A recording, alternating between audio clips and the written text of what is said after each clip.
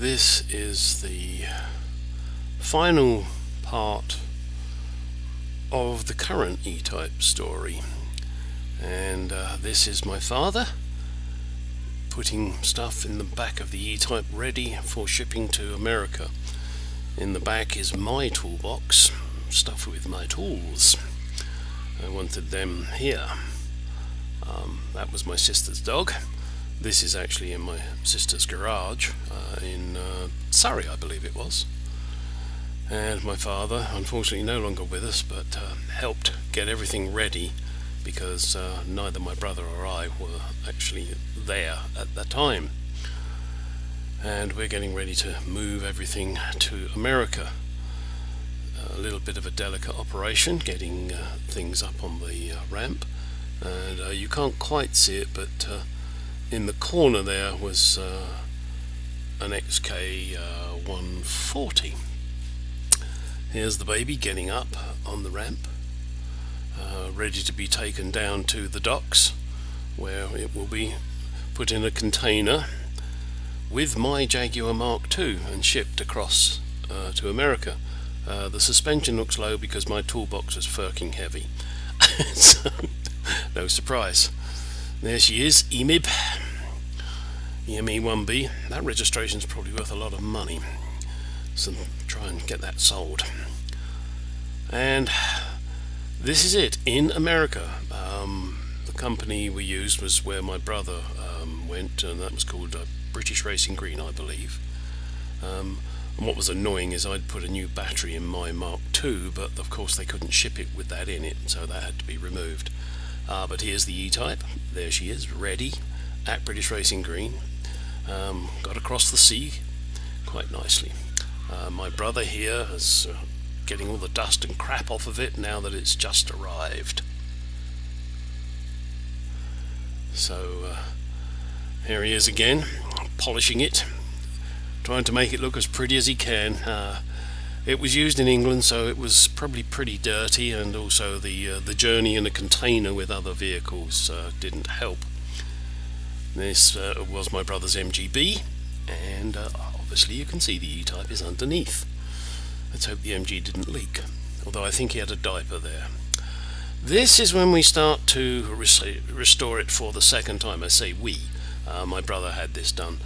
The marks are to show dirty handprints, etc.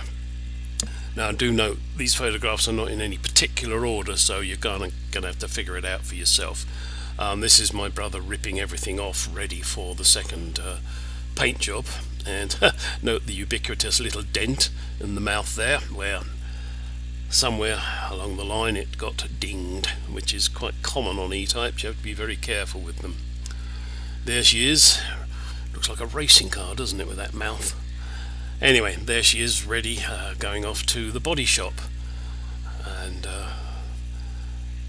this again, actually this one's way in the future. So as I said, they're out of sequence. This is when it came back, I believe, from a body shop. Here we are back in the body shop, and you can see on the door that horrible pea green that the English idiots painted it first of all without checking with me. And there's another view of the pea green. Oh my god, who would want it that colour? Gosh, these people had no brains. However, there you go. Oh, by the way, ignore the dates on the bottom of the photographs. I'm not sure if they're correct. This is the extent of the work that really had to be done. There was a lot of errors, and you can see them as we go through the photographs. I'm just going to let the photographs ride for a little while, and I'm going to mute. And as I said that, this is one of the fuck-ups that the English people did. They couldn't even get the curve right. They put filler in there.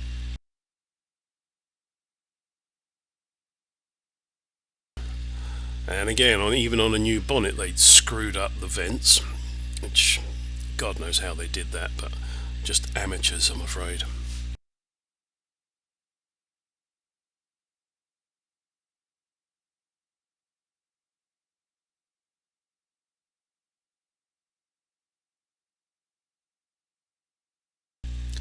Now here is the car after all of the errors have been corrected and down into a nice filler primer. Sort of like a milky chocolate. Think I'll have some. This, believe it or not, was actually done in a Mako workshop, but it was a personal friend of my brother, so I got a feeling they paid particular attention to the E-Type.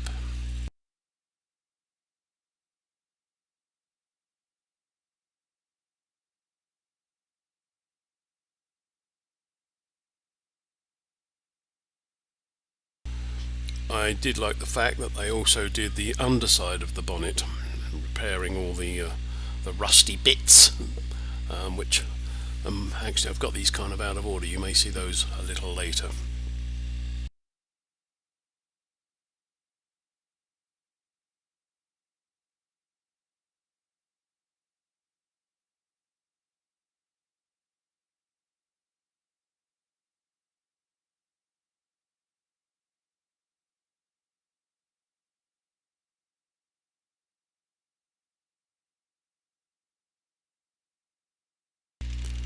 And obviously here is the underside of the bonnet now sprayed, and it's kind of like an opalescent British racing green.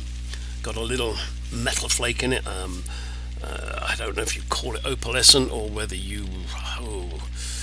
there are so many names. It's not metallic, it's... I don't know. But here it is. I mean, this kind of shows the colour, really. I mean, it sparkles. It's nice. It's, you know, the good British racing green, but it's got that little fleck in it. I left this shot in, although it was dark. I just thought it looked so good with the lights around. Just an interesting shot, even though it was just sitting in a car park. And there it is in daylight. Doesn't quite show the colour, but nonetheless it looks good, and you can see what they did, which is kind of neat, I think. So there's a few shots of that.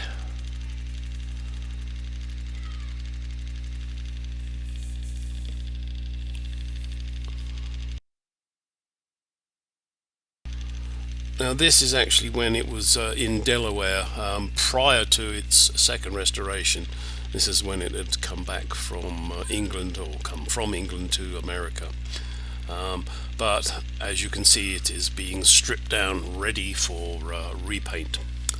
Also in the background is my brother's Jaguar S-Type. What makes you think we like Jaguars? Just another shot of it.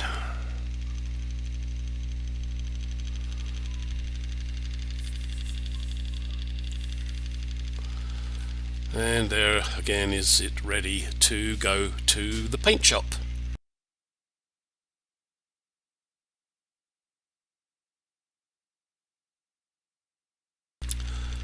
And this, as you can see, the paint shop has gone round it and gone, oh my god.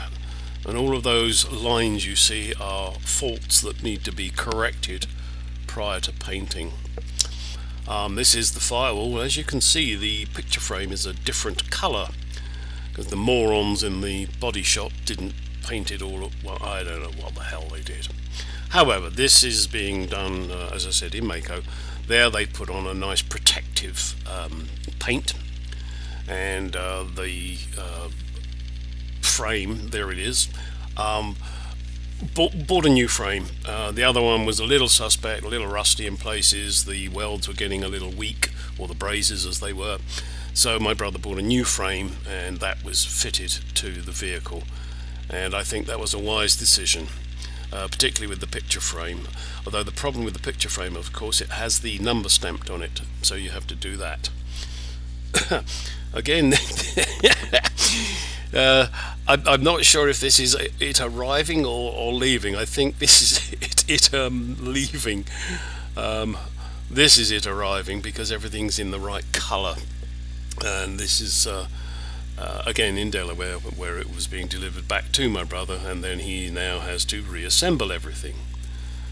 Sorry, the pictures are in no particular order. And this is my brother stripping it down. Well, that's not my brother, that's the car. Here it is now in its new home.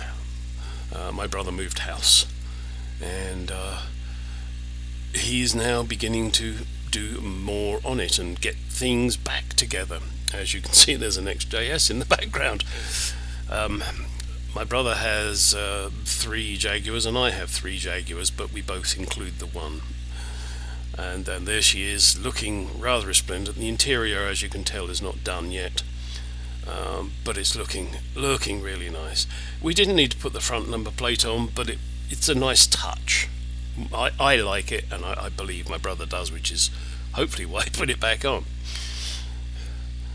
As you can see, we're car people. He's got a Mustang there too. Look at that. What a beauty. Man, oh man.